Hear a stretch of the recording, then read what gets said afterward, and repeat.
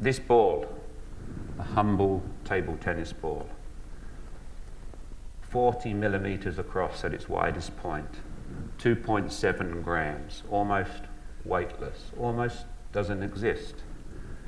But in the right hands, a nationwide freedom-fighting movement, this ball becomes a weapon, and it becomes a weapon of mass freedom. And this sound, that knocking, is the sound of freedom to literally thousands of people across our planet. I've already been introduced as the Chief Relationship Officer of the Pong. There are 2 of us who work in the Pong, so you have 50% of us here this morning. We like to joke, that my colleague David and I, that we can't possibly travel on the same plane together, because if that plane went down, we'd be in real trouble. But that's not true. But there are 2 of us. It's a privilege for me to be here with you all this morning. You guys first ponged in the year 2014, and you've ponged for every year since, including the pandemic years, and for that we particularly thank you. In 2014, alongside Devonport Salvation Army, you were the first Tasmanian Pong event to be held, and clearly the Devonport folks didn't quite enjoy it as much as you did, because they were one and done. They never ponged again after 2014. So in the 11 years in which your church family has ponged, you have raised a huge amount of $52,027.46, with last year, as we talked about earlier, being your personal best year of over $11,000. That is a lot of money. So I'm hoping for a few things from our talk together this morning. I hope we have a bit of fun together. I hope we learn a few things together. I hope I'm able to perhaps very gently challenge you a little bit. And I hope that this morning leaves you more keen than ever before to get involved in the Hobart City Pong on 7th and 8th of November. Ping-Pong-a-Thon is an Australia-wide educational fundraising and advocacy movement. We bring communities together and unite them under one cause, bringing freedom to the world's most vulnerable. The fun and freedom of table tennis is our weapon of choice to bring slavery to an end. When people pong, people are freed. So let's get the first thing out the way, our name, Ping-Pong-a-Thon. It's a long name, a bit like Hobart City Church of Christ. That's a long name too. Ping-Pong-a-Thon. It's about that long. It's about 404 syllables. We have to shorten it. So we shorten it to the Pong. So the Pong is a proper noun. It's our name. And when you come together on the 7th and 8th of November, you will be participating in a Pong event, and you yourself will be ponging. So at that point, it also becomes a verb. So for the teachers amongst us, any teachers in the room? There's a few. You'll like this. I pong, you pong, he, she, it pongs, we pong, they pong. And guys, if all this sounds mildly ridiculous to you, you're right. The Pong is mildly ridiculous. Mildly ridiculous, yet incredibly impactful. We encourage communities to host a Pong event and then see funds raised by simple peer-to-peer fundraising. Simple. This year there will be something like 70 communities, mostly churches, Australia-wide, who will be ponging. There will be about 1,000 people, including many here, who will set up their own individual fundraising page, and we will raise somewhere in the region of $500,000. By the end of this calendar year, we will have raised over $5 million since we started in 2011. Churches, schools, shopping centres, workplaces, cafes, pubs, universities, backyards, your living room, if you can set up a table tennis table, you too can have a Pong event. You see, we believe that good things happen when communities unite to take action together. Look at the boxes. Good things happen. When you pong, lives are changed forever. And when one person is positively impacted from the tyranny of slavery, it's never really just one person who's impacted. The multiplying effect and multiplying impact of freedom is truly significant. I'll say this very slowly and clearly, as I really need the following to sink in. There is a direct correlation between your ponging and lives being set free. What a wonderful, wonderful thing you have done across these years, Hobart City. And of course, a wonderful byproduct of community occurs when people hit a table tennis ball to one another. People talk. So, if Simon and I are mad enough to go and play squash together, don't worry mate, we're not going to do it. Like, community cannot occur when we play squash together. We cannot talk. Why? Because we're so busy just trying to keep ourselves alive that we're not going to talk. And if Simon and I go and play tennis together, we're not going to talk and community can't occur. Why not? Because we're 8 kilometres away from one another on the other side of the net. Can't happen, can't talk. But we start hitting a table tennis ball to one another, somehow, wonderfully, magically, I don't know why it occurs, but it does, we talk. And when people talk, community occurs. Okay, I've got to have a bit of fun. Please find a pulse on your body, either on your wrist or your neck. See, I've got this theory, and I want you to help me prove it. All right, everybody's found a pulse? So my theory goes like this. If you've got a pulse, you love playing table tennis. It's true, it worked. One day I was in the Hunter Valley somewhere, and I pulled that line out, and this little voice from the back says, "Matt, I've got a pulse and I hate playing table tennis." Terrible moment. It's like, shouldn't have gone there, Matt, but I was very calm and I said, "We'll talk about it after the service." Thinking you're dead, really. Let's look at some definitions. Slavery is illegal. It is a crime. How can I be so sure about this? Well, Article 4 of the Universal Declaration of Human Rights, published in 1948, states the following: "No one shall be held in servitude. Slavery and the slave trade shall be prohibited in all their forms." Now, many countries willfully ignore this human right, but all the same, it's there. Slavery is a crime. There are an estimated 50 million people in slavery today, and that number is growing. So we're going to look together at some very simple definitions of modern-day slavery. So, bonded labour, people being forced to work for someone as repayment of a false or illegal debt. Forced marriage, people, most often women and girls, but not always, are forced to marry against their will. Forced labour and servitude, people being forced to work for little or no pay, often under the threat of violence. And this is the one that's always most difficult to talk about: enslavement, exploitation in its purest form, where people are bought and sold under contract, and yes, this still happens today. Human trafficking, the movement of people across borders, often under false pretenses. Once a person is trafficked, their freedoms are taken away from them for the purpose of exploitation. Victims of slavery are bound to toil for little or no pay. Its cost is individual freedom and economic stagnation. Its impact is global, and no country is immune, not even us here in Australia, where it's estimated that on any given day there's somewhere between 15,000 and 30,000 people in Australia in conditions of modern slavery. Estimates suggest that of all the people enslaved in the world today, 71% are female, 29% male, 50% are in conditions of forced labour, and 1 in 4 people in slavery in the world today is a child. The youngest person that one of our partners, IJM, has rescued from online live-streamed abuse is 2 months old. So we have a big job on our hands as a local community, as a national community, a global community. We Pong because we believe that every person matters, and we Pong because we believe that every single person deserves to live a life that is free. What we do at the Pong, it shouldn't work. We know that. Anyone who knows anything about business just intrinsically knows that you cannot fight the evil of trafficking, slavery and exploitation by playing table tennis. But somehow, wonderfully, all these events, dollars, impact, and years later, it just does work. You know, and it's really like that old grandparent joke of, how do you eat an elephant? Well, 1 bite at a time. Why?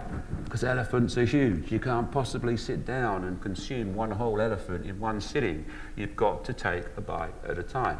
But if you do that, you take enough bites, you'll get through that elephant eventually.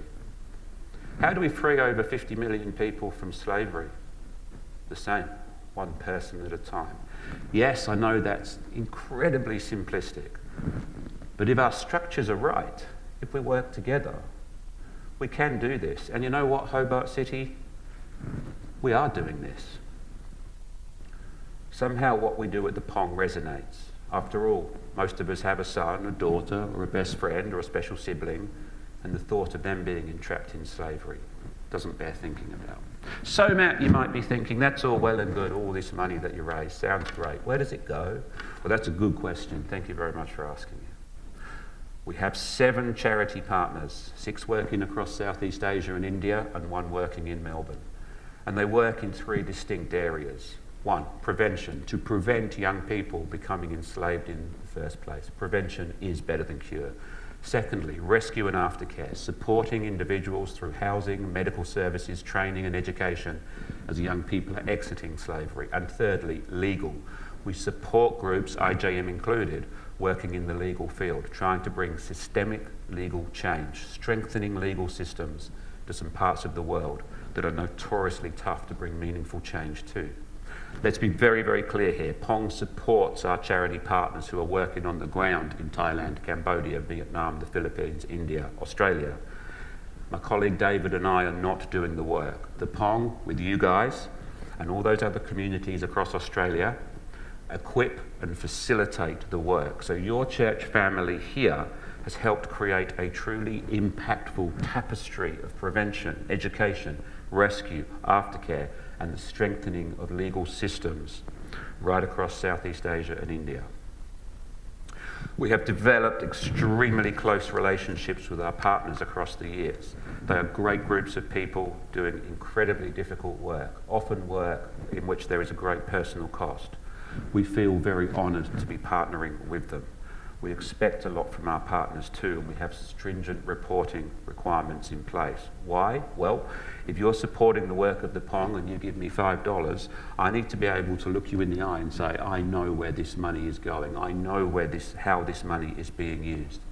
And I know that the money is being well used because we go over every year and we visit our partners and we see the projects that we're supporting. So rest assured, the $11,098 that was raised here last year, that money right now literally is being put to good use. We're going to have a look at a video now of a gentleman by the name of Dine. One day, a friend came and told me that is the job opportunity in Phnom Penh capital city. When I get there, everything is dark. And I stuck there in 2 years. I just feel like, oh, I want to do something different.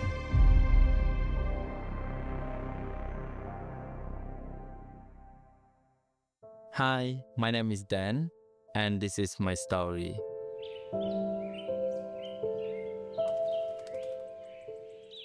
I grew up in Siem Reap province, and my dad passed away since I was 1 year old. He have killed by Khmer rule. It is really sad to me. Then I have to raise through my grandparents, and they have to do all the hard work. During that time, my family is very poor. When I become a teenager, I think I am 16 years old. I have to drop school to be able to get a job and find some money to support my parents. One day, a friend came and told me that is the job opportunity in Phnom Penh capital city, and then I choosing to go. When I get there, everything is dark.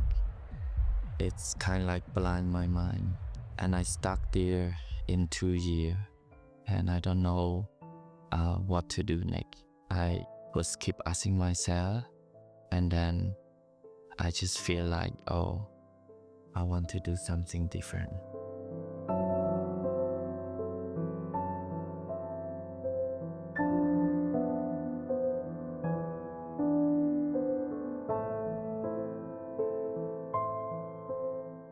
My name is Nate, and I'm the director of PTM.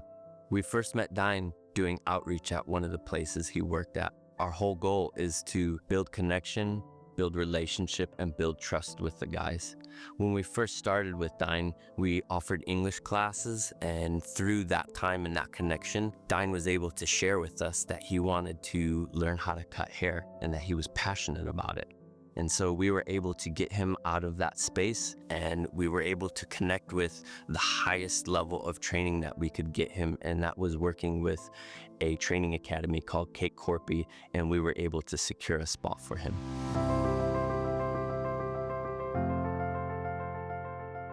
When I start into the academy, I got many different feelings. It just really tight in the beginning. I want to quit like many times. And then I come up to Nate like, hey, I want to quit. He said, no, just try one more day. I was continue to finish my program. One day I finish it and I feel so proud because I waiting for long time to hold this patient, and in the school a lot of fun and a lot of hard work, so it just make me feel proud. After Dine finished his training program, Dine and our other staff saw an opportunity to start our own training academy. So in 2019, we launched PTM Training Academy, and the Pong has been the primary funder of that. In the academy, we teach the guys business skills and the skill to cut hair and to do barbering, but we do so much more than that. We give them life skills and confidence, so no matter what job that they end up going into, they have the backing and know that we support them in whatever venture that they end up starting.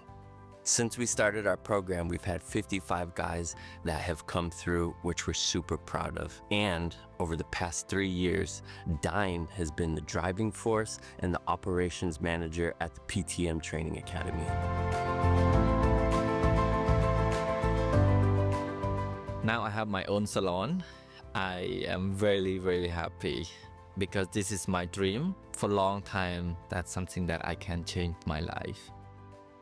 Not all about the salon and make money. This is something that I really enjoy, to work with the guy that from the darkness, because I went through all this experience, so I know the pain, the hurt. And to me, it's really passion to bring love and joy and bring them hope, and they can have a better future. So it just make me really joy every day when I teaching this guy how to do barbering, and also we teaching them how to serve other community, especially people living in the slum, that we give them a free haircut. So all those people are smile and so joy, so it just make me feel proud of my team. Lastly, I just want to say a big thank you to the Pong. Because of you play table tennis, we are able to take guys from the darkest place in Phnom Penh and bring them hope, light, and future. This impact is also your impact. Thank you.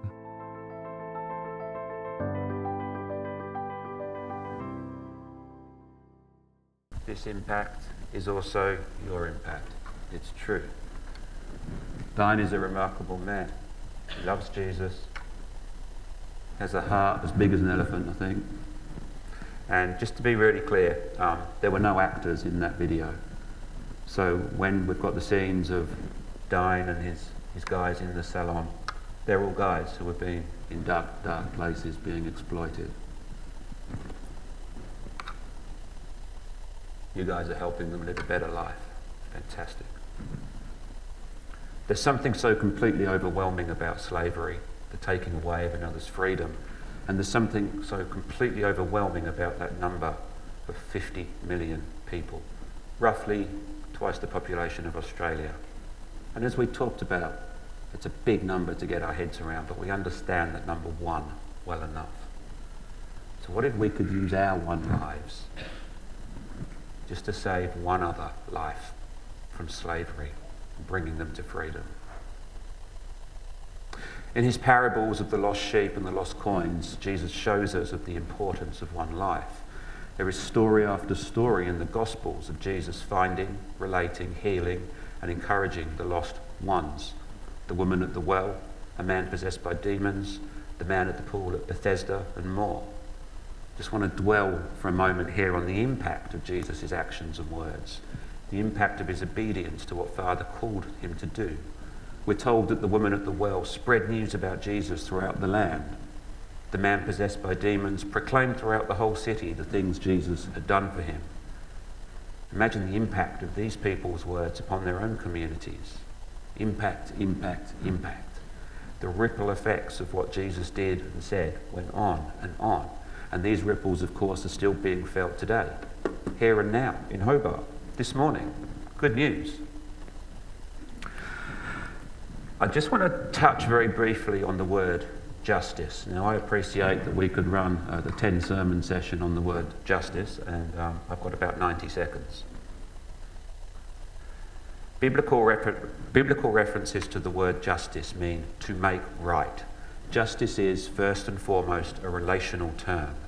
People living in right relationship with God, right relationship with one another, and right relationship with the natural creation. It is the principle or ideal of just dealing and right action.